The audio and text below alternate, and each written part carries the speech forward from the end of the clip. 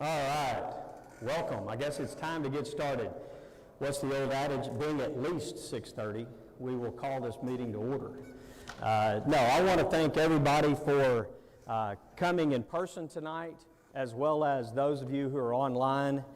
This is our first Talk of the Town, and if you followed my campaign back last year, I said that I wanted to have town halls around our community, at least 4 a year, one in each quarter of the year. Hopefully we're moving them from one area of the community to the next and addressing very important subjects, not only for our whole community, but hopefully over time we're addressing topics that are in your particular neighborhood. I think it's important, I said this to staff early on after getting elected, that we were standing in City Hall, and I said, I know this is just a simple building. It's brick and mortar, carpet and lights, that type of thing. It's a building, but it represents much more than a building. It's where our government is held, our local government is held, City Hall. It's where City Council meets. It's where our staff meet and do the people's business, right? And as a regular citizen walking into City Council chambers, and especially trying to address council, can be intimidating. It can be nerve-wracking. You can be real nervous doing it, right? And so I think it's real important that our government get outside of the brick and mortar of City Hall and bring the government right to you where you live. And of course, those of you who are online, we're coming, right into you on your computer. Hopefully over time with COVID and everything getting better and better and better, more people getting vaccinated, we can have these and more people will feel comfortable showing up. So a couple of things I want to thank, obviously those who are here today. We do have a couple of council members present. We have Councilmember Perez and Councilmember Orlando here as well. So I want to thank them for being here. And if we have others coming in during the evening, we'll sure to call them out and embarrass them. But also a couple of housekeeping items that I want to do on the front end. If you need to get up and go to the restroom, there are restrooms straight down that hall to the left. So feel free right down this direction. Also, when you came in, you were given one of these. And it's an opportunity to register questions in that we can ask not only here live, but also if there's a technical question or something really in detail, we'll have your contact information to be able to get back to you in person at a later date. And I'm real a stickler for making sure that we follow through and we close the door on questions that we receive out in the public that we get back to. It might take a week, it might take 2 weeks, depending on the complexity of the question, but we will get back to you. It's real important that we follow through and we close the loop on all of that. So next up, just a little bit about our agenda tonight. We're going to have a presentation for, 30 minutes to maybe 45 minutes-ish, depends on how fast I talk and what I forgot. And moving through the presentation. And then we're going to have a Q&A. Some of the folks have registered online questions as well as questions that come in today. And Debbie Schulke, raise your hand. If you have a question to ask, she'll come and collect that, and we will answer as many questions as possible. And then we have a couple of breakout areas. The little cafe-looking area over here is where our engineering folks will be stationed. And then back during the fine arts hallway, back in the back, we actually have utility billing, customer service reps that are here. You guys all wave your hands back there. These guys do yeoman's work, and we appreciate what they do. And they actually have stations set up down that hallway so they can speak specifically about your billing issues and billing questions that you may have. All right. We're here to talk not just about water billing, because that's been the headline, right? Real quick. There we go. I'm throwing trash in the school, so I'll go to the principal's office tomorrow. Sorry, Keith. But water, you don't live if you don't have water. You don't live if you don't have air. Those are two essentials you got to have in order to survive on our planet. And so water is essential. bringing water to your house is a very complex process, okay? So this presentation and this tonight is, again, more than just a bill. We're going to talk about water and wastewater and what that means to you as a Pearland resident, okay? It's a very complex process. Most people, you turn your tap on or you flush a toilet, that's all you see in your house, and then you get a bill in the mail, okay? That's to the extent of most people, their interaction with water, okay? They don't understand what it takes to get to your house, okay? The city of Pearland has been making massive, and I say massive, we're talking hundreds of millions of dollars in investments in our infrastructure to bring safe, clean water to your home, okay? We've had a massive growing demand for water over the last several decades. Just in the last 20 years alone, our city has grown by 100,000 people, just in 20 years. So imagine, if you will, 100,000 populations moving to Pearland, and we're having to build a city to meet those demands, okay? Lots of money. Our utility billing and wastewater and water area, it's called our enterprise fund. You go look up in our budget, and it's somewhere around a $56 million annual sales business, right? It's a big business. There's a lot of businesses in town that don't get anywhere close to $56 million a year. So it's a big business. Let's start with our existing water sources. So a lot of times you're driving down the road, and unless you see a big tank, you don't know that you're passing all of these different water sources. Lights are a little bit hard, but you can see all of those blue dots are our groundwater, or where our wells are located. It's where we pull water out of the ground. The green dots are surface water. Most of those two dots represent 16 million gallons a day, and both of those are taking water from the city of Houston. We'll talk about what that poses for us a little bit, in just a little bit. The city is always planning for our future needs, okay? I served on council twice in the last 25 so years, and we've talked water for the last 25 years. We needed to secure water rights for our future all the way out, okay? And so we are currently building a new plant. It's adding another 10 million gallons a day currently with what we're adding and what we're spending. But that plant will also be able to be expanded to an additional 20 million gallons, to an additional 10 million, making it a total of 20 million gallons a day if we need it, okay? And again, you'll have seen in the last several years a lot of consumption, conservation measures put in place so we don't necessarily have to add that other 10 million gallons a day. But we have the capacity to do so if we want to. So a lot of people, a lot of people in the room may know water, but a lot of people online and in the room may not know and understand just brushing your teeth, or guys shaving, what that means and how much water comes through the tap just when you're doing it. So here's just some average household things that we do every day. We don't even think about it. We go and turn the water on. We don't even think about it. So these statistics are given to us by American Water Works Association, or AWWA. You'll hear us refer to that through the presentation. But, for example, 25 gallons a day spent on laundry, about 2.6 gallons in a flush every time you flush the toilet, 17 gallons per minute used on sprinklers. Again, these are averages. Your house may be a little bit more, it might be a little bit less, but 17 gallons a minute just on sprinklers. If you have a pool, I have a pool, it evaporates and you fill up, evaporates and fill up. The average pool, we spend about 7,000 gallons annually for a pool, okay? 11 gallons per wash in a dishwasher, 36 gallons a day in a bathtub, and 1 gallon per minute just in a sink. Again, brushing your teeth for a minute, you might spend a half a gallon to a gallon of water, okay? So we don't even think about it, right? Now, how many of you stayed at home, especially for 2 full months during the first early days of COVID, okay?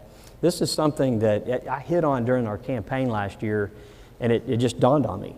I saw where people were saying, you know, my bill and my consumption really went up, and it was March to May.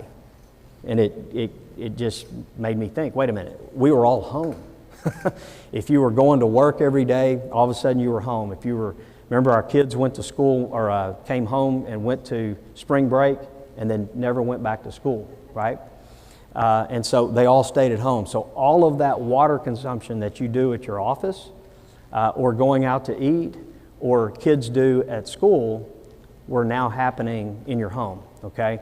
And so this is something we want to talk about because it wasn't just us, this was nationally. So these are a list of articles. You can find them on our website. And in fact, this whole presentation will be out on our website as well. So you'll be able to follow and actually read through on all of these articles on your own. But nationally, during that time, we saw an increase in water consumption residentially of about 21%. At the same time, we can go back and look at different users throughout our whole city. We can go look at educational users, we can go look at religious or church users, and we can look at points in time where their consumption was either flatlined or went down dramatically. Why? People were home, okay? Restaurants and those types of things kind of kept their consumption up because they were still putting meals out and driving them to your house, right? The other thing that we're going to touch base a little bit tonight and try to give you some education was we've been changing meters out. How many of you heard that, right? We've been changing meters out for about 2 years. We're now finished with the meter change out, yay. But our old meter was just a mechanical meter. This is a picture of what that mechanical meter looks like. For those who want to get into the details, we have several of our old meters over here in the engineering area. You can go and as I say, you can get your geek on and just really get into the meters. And that was for you, Ralph. I love Ralph because he gets into this meter stuff, and I have to stop him and say, okay, bring me up to speed. But it's good. A regular mechanical meter, the lifetime of a meter is about a million gallons. So imagine your house, 10, 12, 8,000 gallons a month times 12 times 10 or 15 years, 1 million gallons coming through it. It has a shelf life, okay? The last time we did a meter change out prior to starting this in 2018 was in 2003. So about a 15 years, from one meter change out to the next. We had meters in meter boxes that probably were pushing 1.5 million gallons going through it. Over the life of it. Okay, so they were well beyond their useful life. Also want to highlight that we had several homes throughout our community that the meters themselves were bad. They were past their useful life. They weren't working the way they were supposed to be. And in fact, we can get this statistic even at our breakout, but we've actually taken some of these old meters that came out of meter boxes in Pearland and had them retested to see their effectiveness, okay? We actually had one that its effectiveness was 12%. So imagine if you had a meter at your house that it was only catching 12% of a consumption as accurate. What happens when you get a new meter is that consumption's being captured higher. But we had about 900 to 1,000 households across our community that the meters were so bad, instead of changing the meter out, we just decided as a city to average your bill. Now, I'll be the first to say that was the way we did that was probably a mistake. I'm not going to go back and the decision was done and it's over and beyond and it's done. But we probably should have reached out to those 900 to 1,000 households and said, hey, we're averaging your meter. We're averaging it on the low end, so we're being conservative because we don't want to overbill you. But guess what? When your new meter comes in, it's more accurate, you're going to see an increase in consumption. Even if nothing's changed in your home, you're going to see that. So we had that. Now, that 900 to 1,000 represents somewhere around 2.5% of our consumers. But that's a lot of people, it's a lot of households, and it's real if you're one of those people. It's very real. And as your mayor, I want to make sure that I convey that it matters to me, and it matters to our staff. how that happened, okay? But lessons learned, right? Let's learn from that, now we move on. But there's been a lot of talk about 28-day meter read that got changed back in 2018, and we've actually come up with a pretty decent little video that kind of explains where that decision was made, how we got into a billing lag. You've heard that referred to, or you heard it referred to as arrears. It's a billing lag. And then the plan that the council approved about a year ago or so called 3230 to do a catch-up. So let's talk about where we've been with this 3230 plan. There has been a lot of confusion lately related to a water billing issue, the gap that now exists between consumption time and the billing period. This video will illustrate how the issue occurred and the agreed upon solution to minimize impact to our customers. In essence, we plan to reverse a problem that has built up over time by slightly adjusting meter reading and billing days. Currently, there is approximately a 2-month gap between the service period when water meters are being read for consumption and when that information is being converted into a bill that customers can pay. What does that mean for residents? Bills that were sent out in February were actually for consumption that occurred during the month of November. So how did this happen? In the past, meter reading would have occurred monthly, between every 28 to 32 days, and billing would follow 10 to 15 days later. That schedule guaranteed that what was being billed was always close to the time of actual consumption, but it created some fluctuation in the amount of each bill if one month a resident would charge for 28 days of usage and the next month for 32 days or more. Fluctuations occurred due to the calendar and different days of the month, but also from challenges between meter reads, rereads, and the bill production process. In July of 2018, a decision was made internally, with good intent, but not foreseeing all the implications, to standardize a meter reading target of 28 days every month to make the bills more consistent.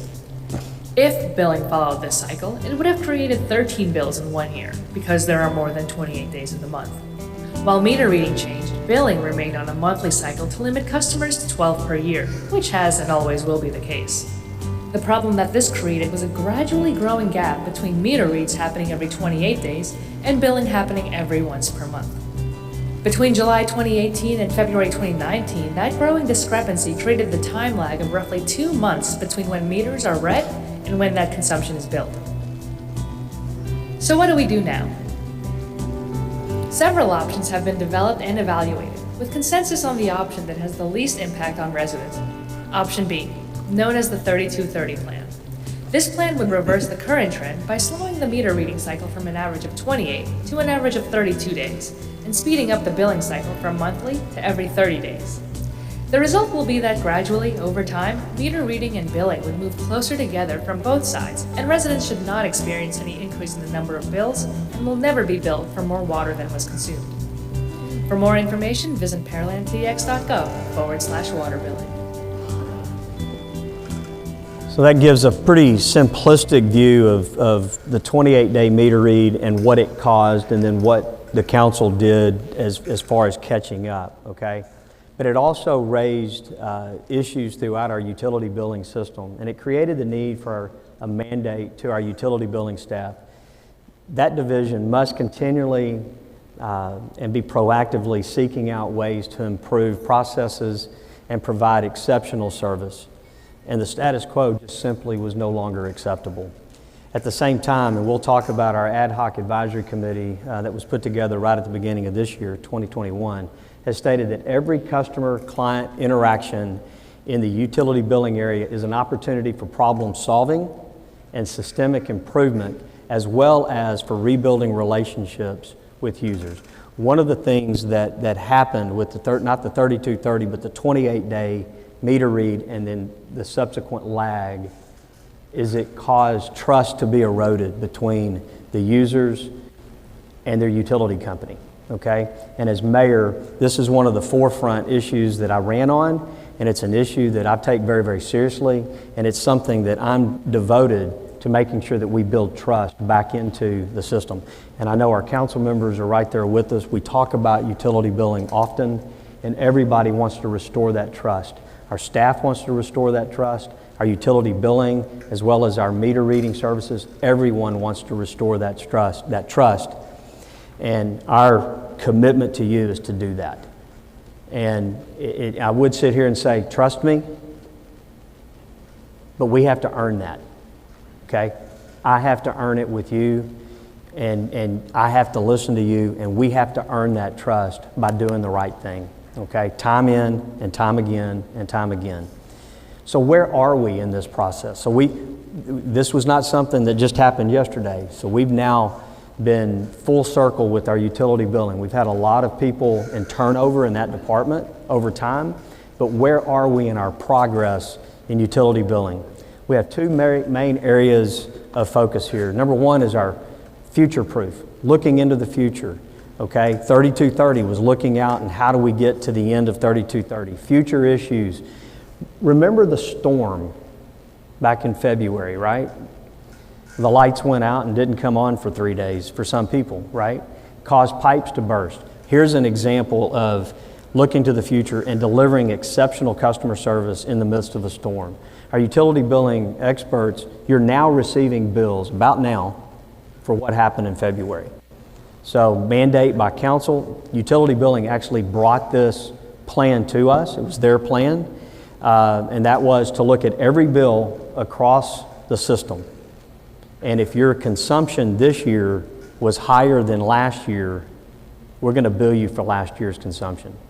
Rather than you looking at a bill after a bursted pipe and having to reach out to us and then go through the process of leak adjustments and all of that, let's be proactive and let's go ahead and err on the side of conservatism and let's bill people for what their consumption was last year if the consumption this year was higher.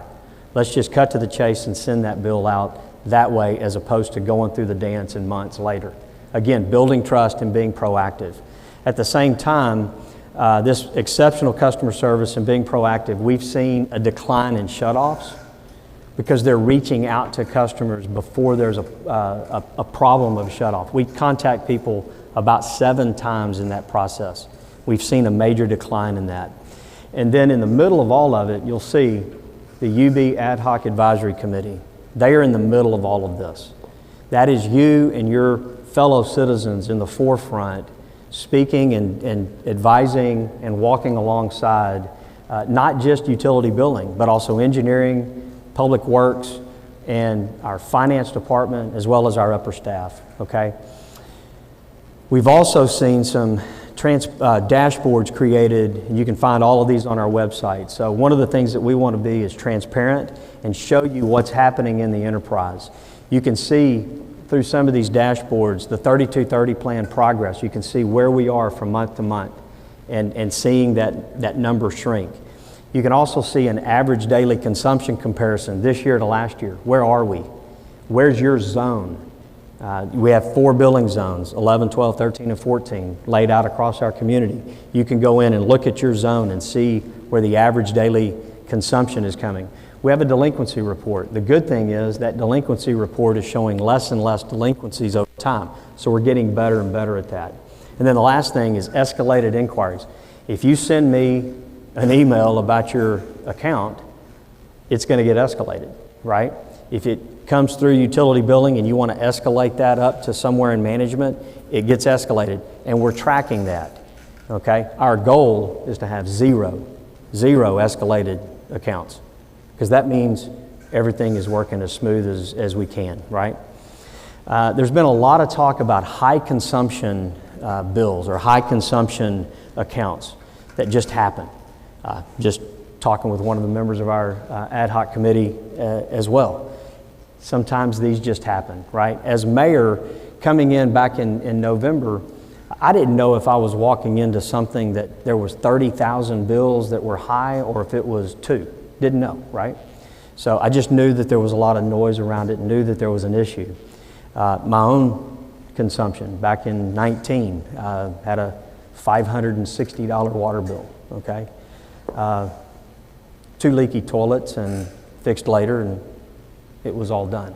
But it was a true leak in my house, okay? But I was a recipient of a $560 water bill. But what do we do to monitor this? And so high consumption monitoring. We look at the top 50 high users every month that pop up. And if it's an anomaly, in other words, they look at it versus the previous month and you see somebody go from 10,000 gallons to 24 to 50 or 36,000 gallons, we're being proactive and we're giving them courtesy calls and emails. We're reaching out to them because remember, right now we have a billing lag. We're able to see that consumption before it's actually going to a bill. So our utility billing folks are reaching out and they're engaging these folks before they get the shock of opening that bill, okay?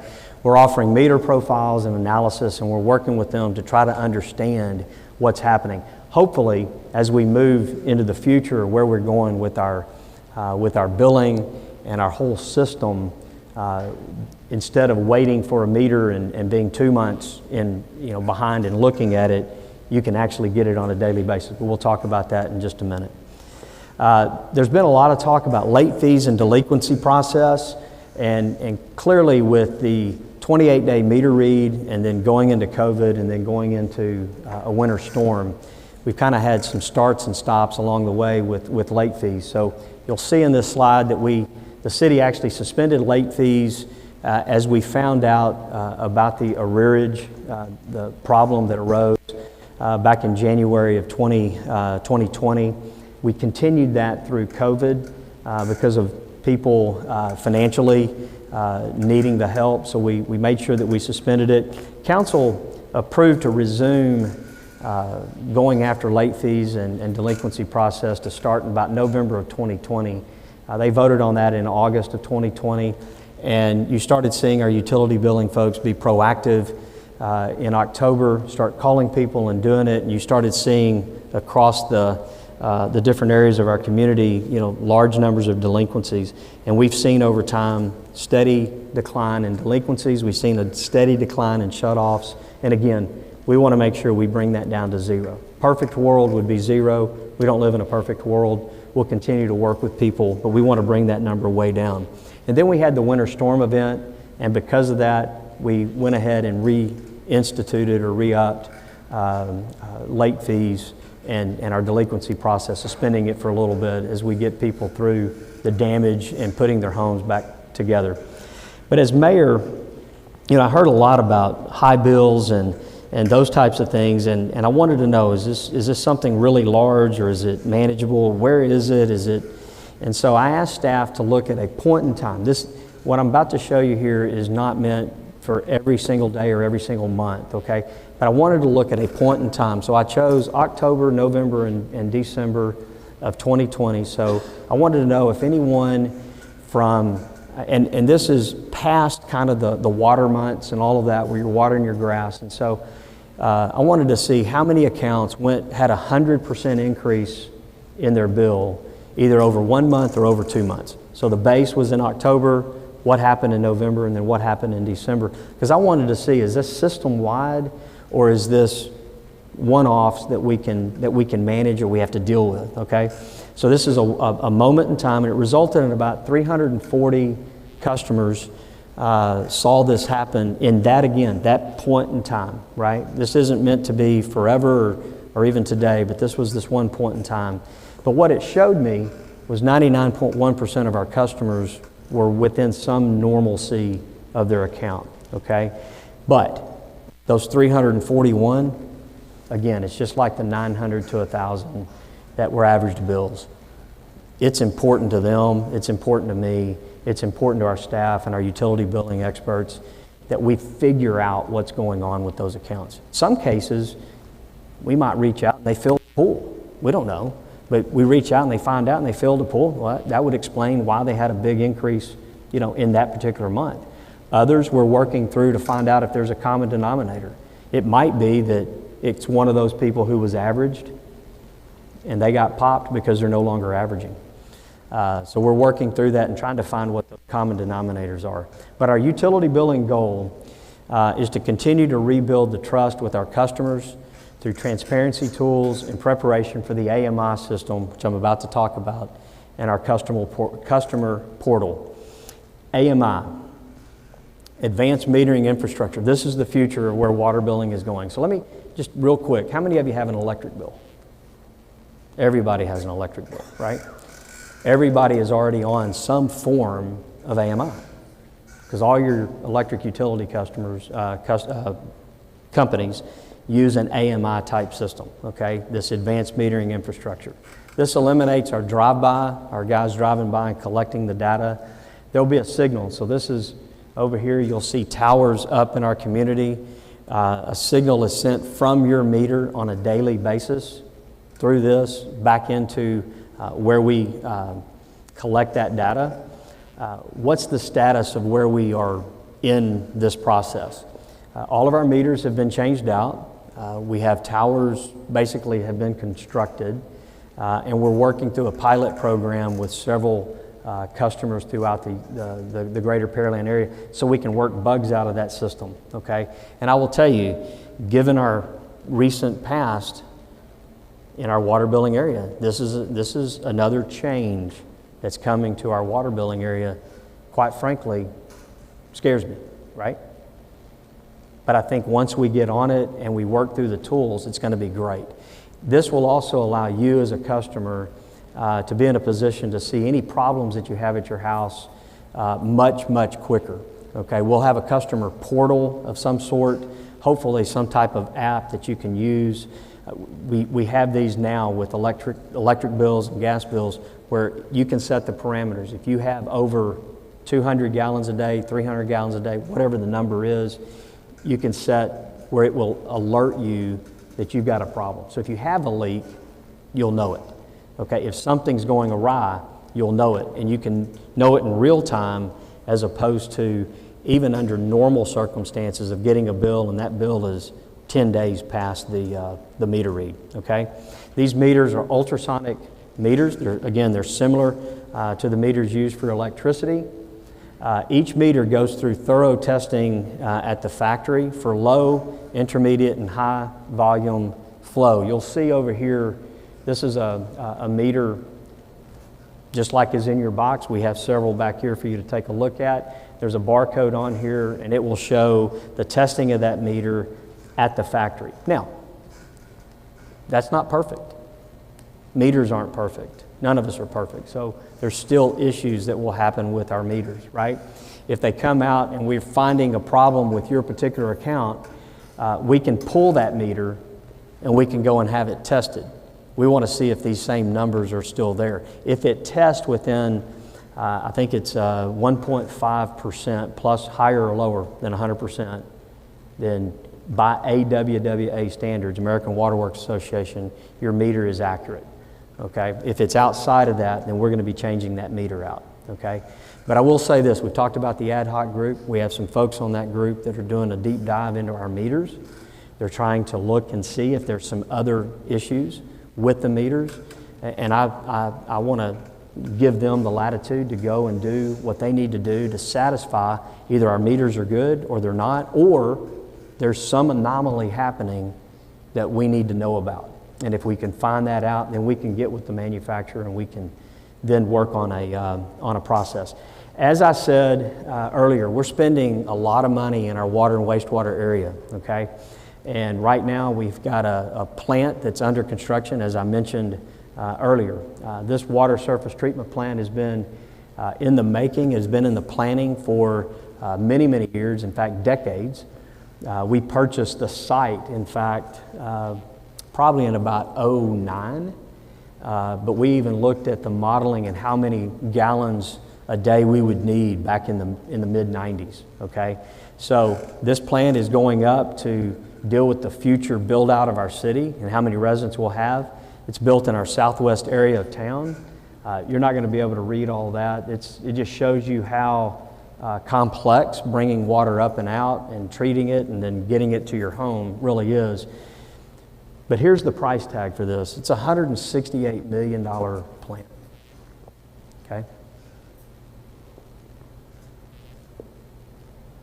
That's a big number. $168 million to bring 10 million gallons a day to our city, okay? The benefit for that will be it'll deliver 3.65 billion gallons a year. Now, the great thing about this location and where it's at, remember I said we get surface water now from the city of Houston? This is surface water out of the Brazos. It helps us be a little bit more self-sufficient when it comes to water. If we do have a problem like we had during the freeze and we're able to wall off part of our water, we can actually bring water from another area of our city. We're on our own a little bit that way. We will always be dependent on Houston for some of our water. We just don't want to be 100% dependent, okay? Next thing is, I've heard time and time again, you hear people say we actually have the highest water in the greater Houston area, the highest rates or the highest price for water, okay? So we went and looked at different cities, Sugarland, Friendswood, Pasadena, League City, City of Houston itself, the big gorilla, and we tried to compare a low to mid household consumer at 6,000 gallons, and then a higher volume user at 12,000 gallons, and you'll see in both of these that we're right in the middle, okay, as far as rates are concerned. So we're not necessarily the highest, we're not the lowest, we're kind of right in the middle as far as our rates are concerned. But again, our rates are also bringing that water to us, that $168 million plant. We have water and wastewater plants that are going through upgrades, and all of that cost an incredible amount of money. We also took a look at our commercial users.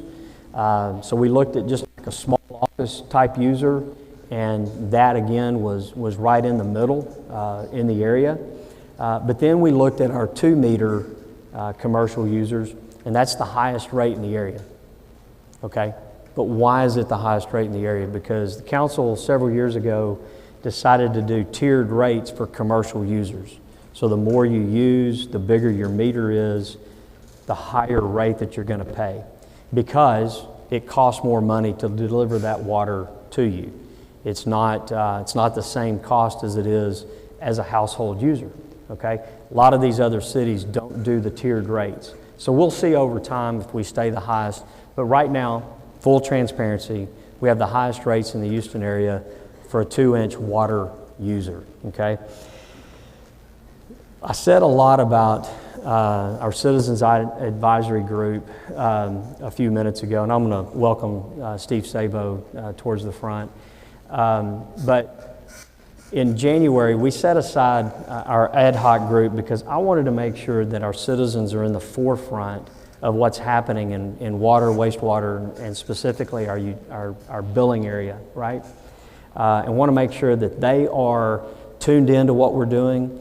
We had some, Raftellus was a advisory group that we brought in that looked at all of our processes, and we wanted our citizens to weigh in on what they were doing and their recommendations.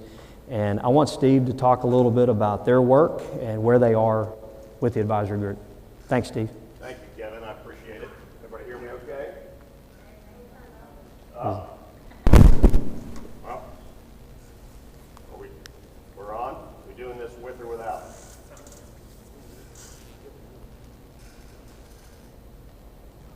Got a green light, Josh. Test.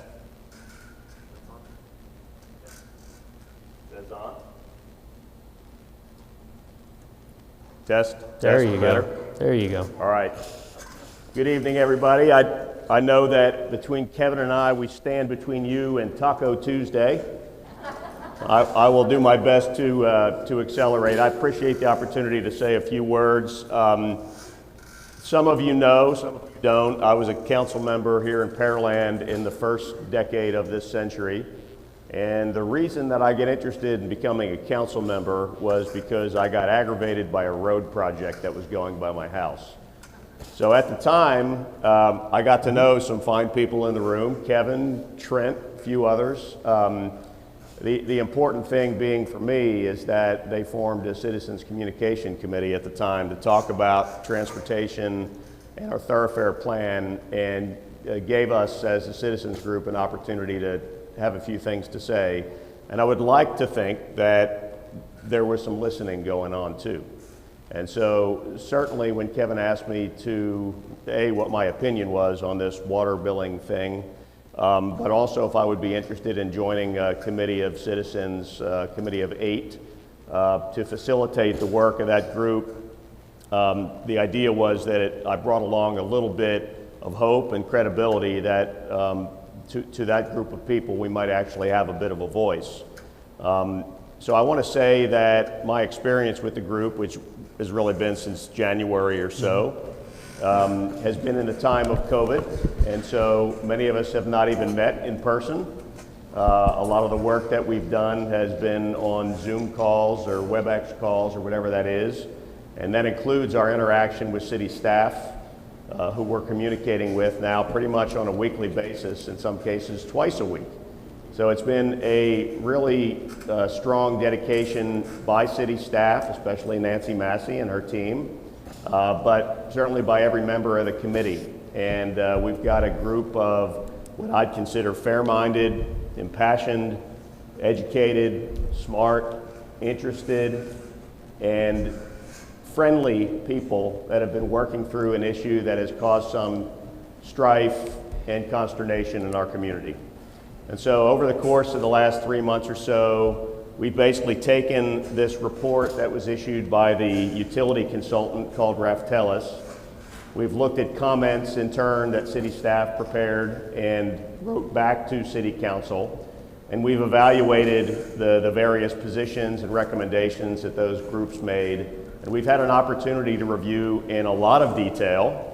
We're a lot more educated than we used to be, basically. In a lot of detail, kind of what the recommendations were all about, what the consequences of actions and recommendations were. In a lot of cases, especially related to 3230, there were unintended consequences of the decision made by staff and then council basically to implement that plan. And we've had an opportunity to present an opinion, a recommendation, either consequential or supplemental comments basically on each and every one of the recommendations that Raftellus has presented. And in addition to that, according to our charter, we've got the ability to surface and present other issues that we feel as a group of citizens are important to utility billing and utility consumption here in the city. So we've gone through a process, and that process has been, for the most part, under the charter of groups and committees that are allowed to form and meet in the city. If you haven't been privy to this information, there's a link actually on the City of Pearland website, specifically on the utility billing section, to the work that the committee has done. You'll see there videos of all of our meetings. You'll see minutes of the meetings, agendas of future meetings, and supplemental information that we've been able to pull together. So I wouldn't approximate that we're halfway done our work, but maybe we are. The work there's been a lot of work. It's been more than I expected as a person with a busy day, like everybody else in this room. But a few committee members especially have really put in the work and put in the time and the diligence to study the issues deeper than I ever imagined we would be going as a committee. So I applaud their efforts as individuals, and as a group, as a member of the group, I'm awful proud of the way that this group of people has dealt with each other, coming at these issues from different perspectives. But also how we've approached city staff, kind of in the spirit of that mission statement that Kevin talked about earlier, and what utility billing is really trying to do to build a trust and rapport with the citizenry of Pearland. I can tell you that Nancy, you and your team are walking representatives of that, in our opinion. We've got progress to go to talk about the issues, to communicate, to develop consensus on the issues, and that's really what our committee sees its charter as being right now. And we're on the cusp of some pretty meaty recommendations, specifically around 3230, how AMI gets rolled out, and what to do about this group of people, albeit small, who are experiencing some weirdly high bills, weirdly high consumption readings. It may not be important to the 99.1% of the people who seem to be getting normal bills every month, but it's sure important to the people who get those $500 bills a month, and they're not founded properly, obviously. Right. So to close, at the beginning of this, I was asked to kind of comment by council on, is there fruit to this gardening that we're doing here?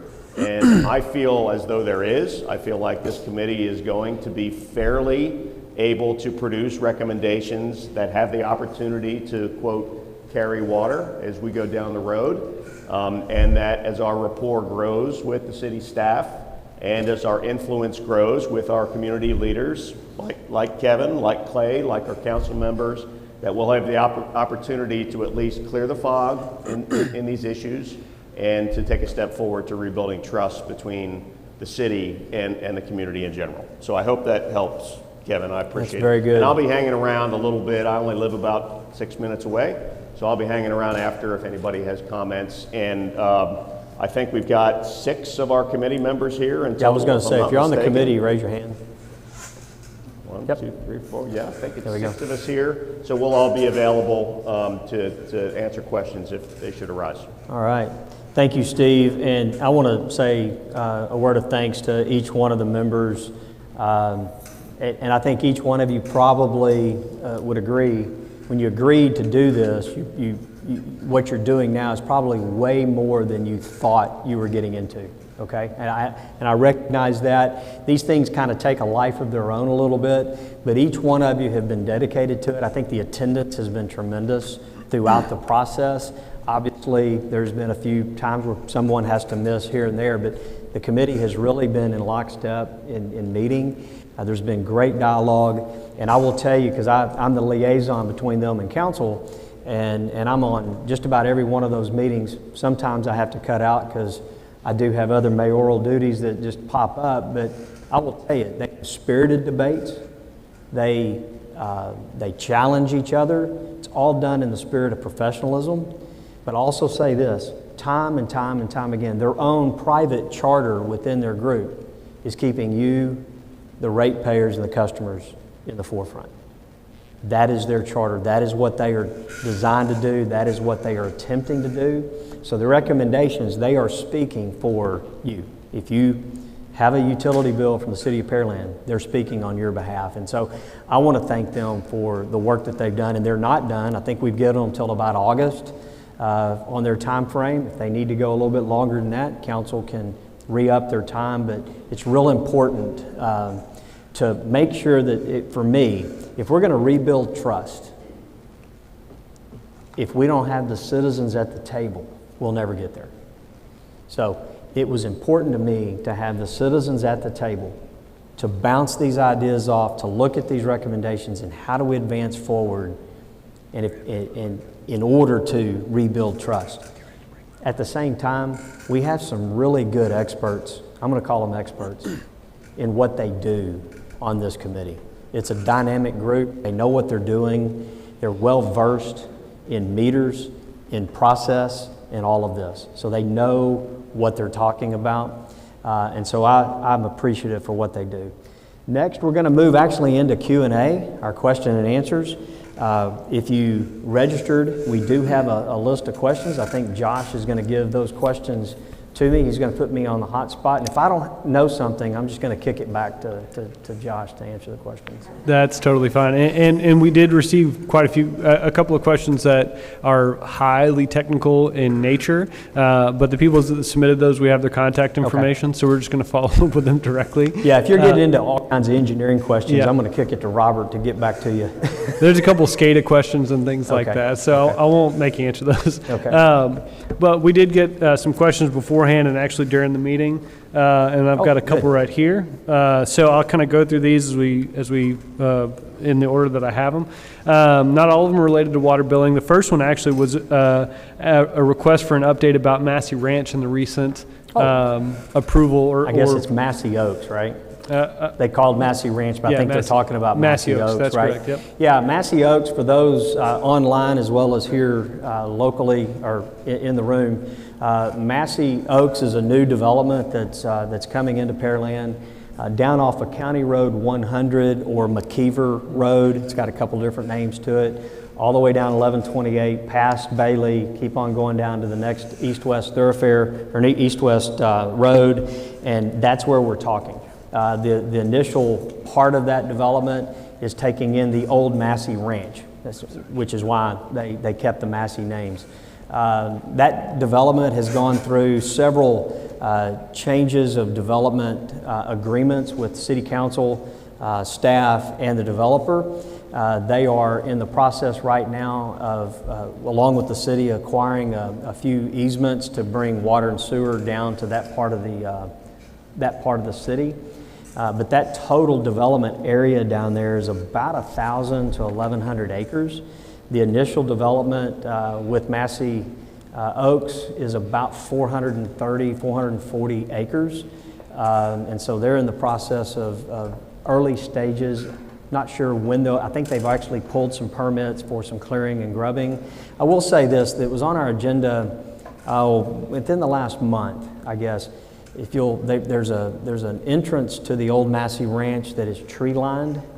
Beautiful big oak trees. Some of them are 12, 24, some are 36 inches in diameter, and big, beautiful oak trees. And they are doing everything they can to use that tree line as part of their entrance, to keep that as a monument, if you will. A lot of developments put up big, grand entrances and those types of things. And they're working with our staff and our tree preservation ordinance on how they're able to not only keep that, but get credit for that, if you will. And so we've worked with them, being able to get them up and running. But I think, and I'm gonna, if I give you the number of lots, I'll end up lying, so I won't. But it's a lot of homes that are going to be going on down there. So if you live in that area, you're going to see some dirt moving sooner rather than later. It's the last major area of large land left in our city. After that's done, you're talking 10 and 20 and 30 acre tracts left. This one comes from the audience. The question is, does Pearland have a climate action plan? Do we have a what? A climate action plan. Climate action plan. Mm-hmm. I don't know that we have one. I would have to defer to staff if we actually have a climate action change. But I don't know if that's referencing climate change or exactly what, but I don't know of a climate action plan. But we can get back to them. And if we do have one, we can send it to them. Yep, and we have their email address, so we can follow up on that. Good. This one, again, is from the audience. It says, how is the overage of water charges going to be handled? How the change? Mm-hmm. Okay. I'm not sure if they're referring to AMI or the actual nuts and bolts of billing, but I know one of the recommendations coming out of Raftellus, and one of the things that our utility billing area is looking to do is maybe change how some of our the dates of our billing. Right now we have 4 zones. There's been talk of going to more zones or maybe less zones. They want to even those zones out with the same number of bills. Right now we have 4 and they're not exactly even with the number of users. But with the AMI system, where we're not having to drive by and get the data, we can literally pull it off of the system. We could say that your bill is, your meter is going to be read every 4th of the month, or it's going to be read every 8th of the month, or something like that. That way it's certain every single month that it's read on the same date. That's an example of what we can do, and then you'll get your bill like normal. The customer portal app and those types of things are still being developed and still being worked on. So keep close tabs on all of our communications, and we'll roll that out and with more communication. That was actually one of the next questions, was when the portal will be ready. So that covers that one there. The next one is about flushing fire hydrants. Which we do. Yep, and this is sort of a long question. I'll try to paraphrase it to save a little time. It says there's a flush valve at the end of the supply, and sometimes the water is flushed there. Could it be a rule that flushing of water mains must be at a designated point unless it is impossible to do so? And if the pipe cannot be flushed, and the affected customers are notified in writing that repairs are necessary. So I think it's, a clarification of information relative to flushing. Yeah, I think what we'll probably need to do is get back specifically with this person if they've got an area in mind that maybe this has been happening, so we can get engineering and public works involved. But flushing of the lines actually happens fairly often. Not every single line is looped and moving around. Sometimes we have dead-end lines, and those dead-end lines just have sediment that get in it because it's not continual water, moving through the pipe. under a pressurized system. And so as a result, we have to go around and flush the lines. Sometimes you'll see a fire hydrant just open and there's nobody there. But yet the fire hydrant is open and water is pouring out and those types of things. And you're like, we get tons of calls. Did y'all know? Yes, we did. We opened it. We're flushing those lines. Same thing, we actually flush our towers from time to time. Again, if water sits for a certain period of time by law through TCEQ, we have to flush some of those lines. But there sounds like there's a little bit more of a technical question there and a rule. I'd like to have engineering and public works follow up with them.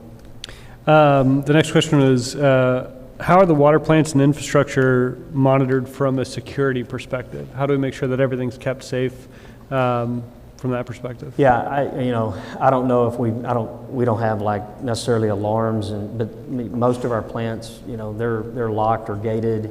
I know some of our police do drive-bys and those types of things. I don't know, and this will be a question back to Public Works. I don't know if we have cameras, those types of things, but certainly our larger plants, some that we're building now, we probably should look at some of those kind of things, because I think plants can be a target. They're an easy target because they're not moving.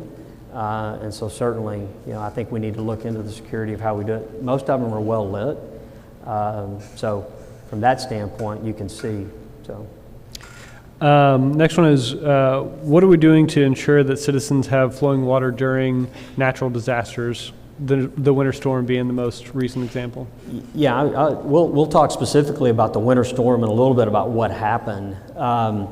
Believe it or not, people, again, we had one of the highest demands for water in the middle of that. So everybody was home, right? Again, it goes back to like COVID.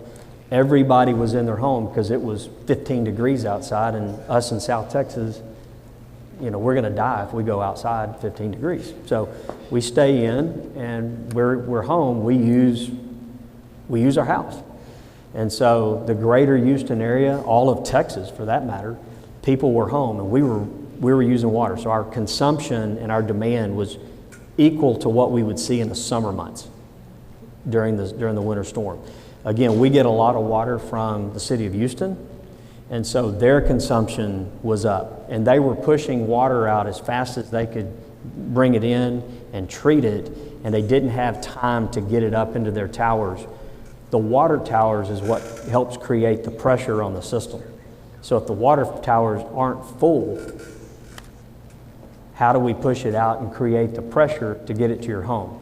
It's hydraulics. It's simple hydraulics is all that is. And so we were having problems filling our own tanks because we weren't receiving it from the city of Houston with enough force, with enough volume to fill up our towers. We were just passing it through. So over time, that water pressure kept going lower and lower and lower. We finally had to get to a point where we had to get our tanks full. We were finally getting pressure from the city of Houston to get our tanks full and out.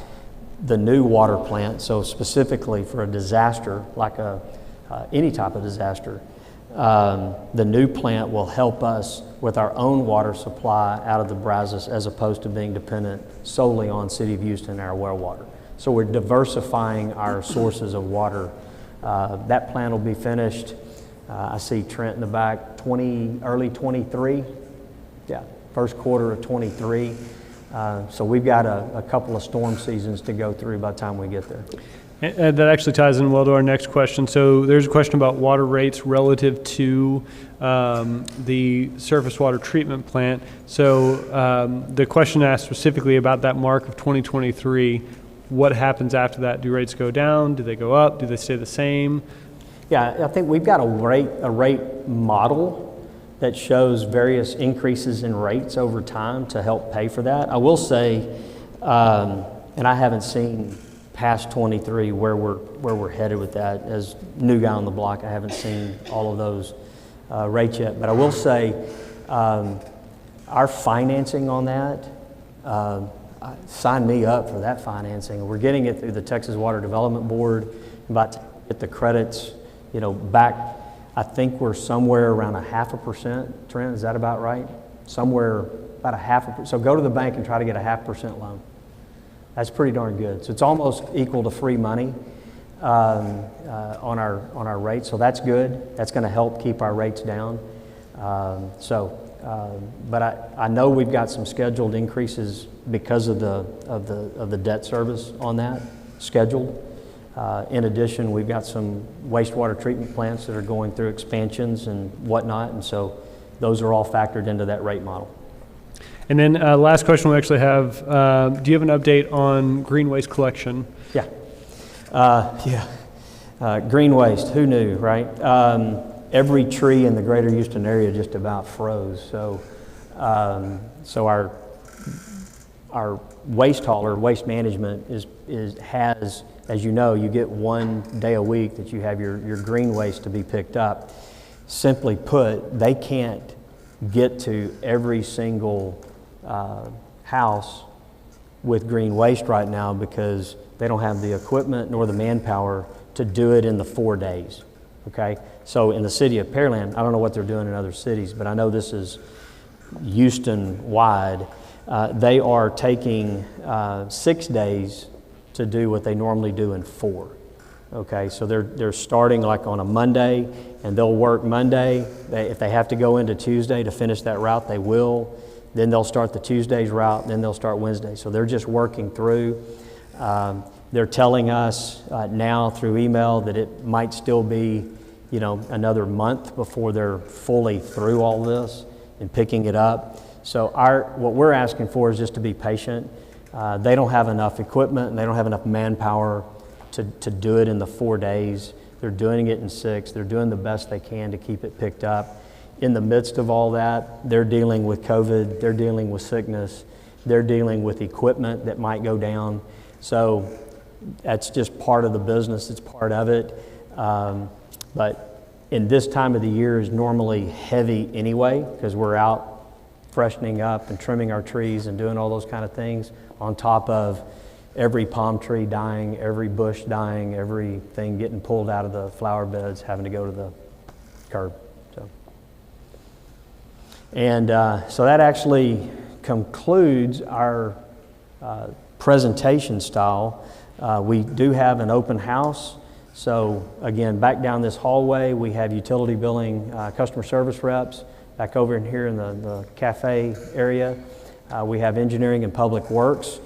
So if you have questions specific to them, feel free to go that direction. And then I'm going to be right here as long as I'm here until Keith kicks me out, Pearland ISD. And we do want to keep in mind at about 8 o'clock be moving out. They have to get this school ready for tomorrow with spraying and those types of things and be COVID safe moving forward. But I want to thank everybody for coming out tonight. I want to thank you if you're online. This is my first attempt at doing this. I want to build this. I want it to grow. I want you to feel comfortable that you can approach me, that you can approach your council members, you can approach your city staff and get questions asked and answered. I will tell you this, you might not like the answer every time, but our hope and we're going to endeavor to tell you the truth, tell you what we can or can't do for you, but we're here for you, okay? This is your staff, I'm your mayor, I work for you. Had somebody call the other day and I returned his call and he nearly dropped the phone. And he said, "You called me back." And I said, "You call your boss back, right?" "Well, yeah." And I said, "Well, people are my boss, and so I'm gonna return your call, okay?" Also, you'll see up here a QR code. We've all over the last year figured out how to do that. So you can go right there. We want you to take a survey of how we did, how we can improve this, how we can get better. We want to do this better and better and more efficiently over time. And look out in the coming months, hopefully before the second quarter is over, we can have our second one of these. That way we're on track for the first 2 quarters, okay? With that, thank you, and again, I'll be right here for any questions you may have.